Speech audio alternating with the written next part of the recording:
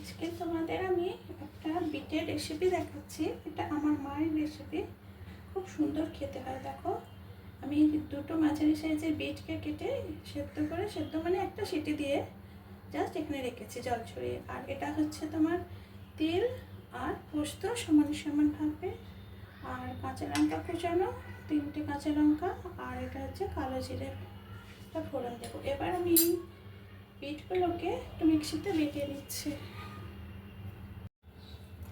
এই দেখো, আমার বিটটা বাটা হয়ে গেছে। এই যে এটা আমি বেটে নিয়েছি।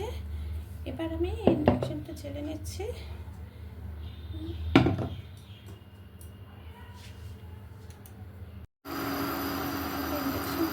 এবার আমি এর মধ্যে একটু এটা সর্ষের তেল দিয়ে হবে, সর্ষের তেল দিয়ে দেবো।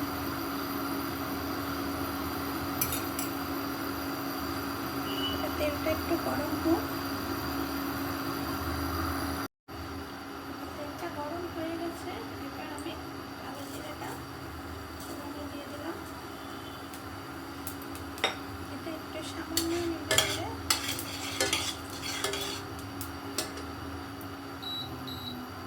দেখো, এই বিট বাটাটা এটাকে আমি এর ভেতরে ঢেলে দিচ্ছি।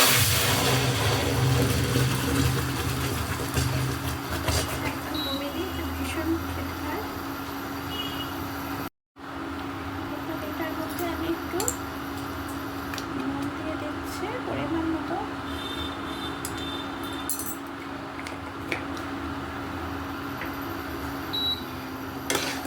দিয়ে দিলাম। এবার আস্তে আস্তে এটাকে তলাশিটার ভিতরে নাড়তে হবে।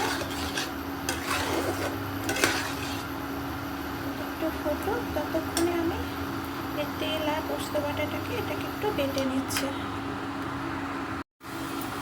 দেখো, একটু নাড়তে নাড়তে একটু সামান্য ঘন হয়ে এসছে।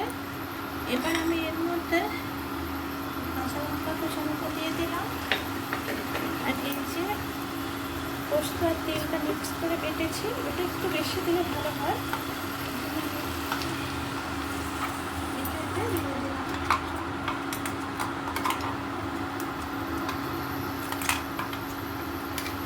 এটা ধুয়ে জলটাতে দিচ্ছি না, নরম তাহলে নরম হয়ে যাবে।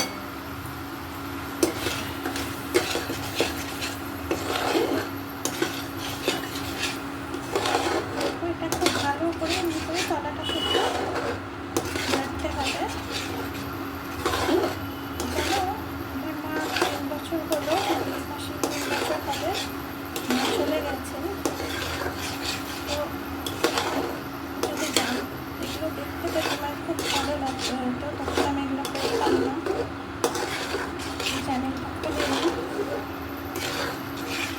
সুন্দর সুন্দর রান্না করতে পারতে একদিন গল্প করতে আমার কত রকমের গুণ ছিল। এইভাবে একদম নাড়তে হবে, তবে এতে একদম ক্ষতি দেবে না। আর মিষ্টিটা আমি দিই না, তার মনে হয় যে একটু মিষ্টি দিতে ভালো লাগবে। মিষ্টি মিষ্টি তোমরা খেতে পছন্দ করো, একটু সামান্য দেবে, কারণ বিকেলে এমনিতেই মিষ্টি হয়, কোনো একটা লাগবে। এইভাবে আস্তে আস্তে করে ভেজে যেতে হবে, যতক্ষণ না একটা তোমার পুরো যেমনি তৈরি করো পুরো ঠিক সেরকম শক্ত হয়ে যায়। এটা এবার নাড়ানোর মধ্যে একদম শুকনো মতো হয়ে এসছে। বাটাটা পোস্ত বাটাটা দেওয়ার পরে পরে একটু বেশিক্ষণ ধরে নাড়তে হবে, নাহলে কিন্তু এটা ধরে যাবে, লেগে যাবে। এরকম শুকনো হয়ে যাবে, সেইভাবে করতে হবে।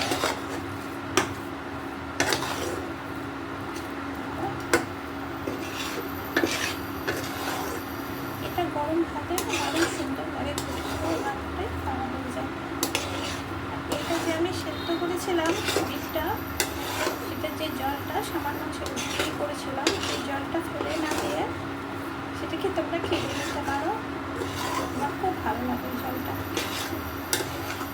খুব সুন্দর। দেখো, এটা আমার হয়ে গেছে।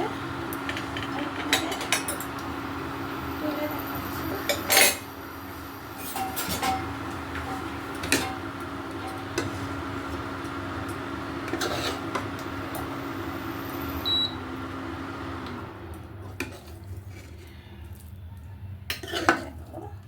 শুকনো শুকনো।